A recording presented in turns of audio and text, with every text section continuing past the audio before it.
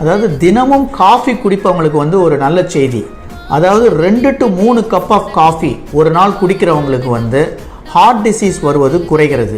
மேலும் வந்து irregular heart பீட்டும் வந்து குறையுது. அப்புறம் இல்லாமல் அவங்க வந்து ரொம்ப நாள் உயிர் வாழவும் முடியும். இது வந்து காஃபி குடிப்பது வந்து நார்மலாக இருப்பவர்களுக்கு மட்டுமில்ல, ஹார்ட் டிசீஸ் உள்ளவர்களுக்கும் இந்த பெனிஃபிட் வந்து கிடைக்குது.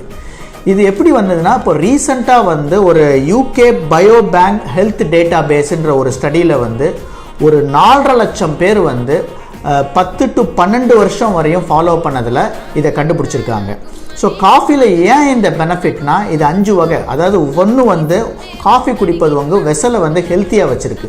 செகண்ட் வந்து உங்கள் மெட்டபாலிசத்தை பூஸ்ட் பண்ணுது.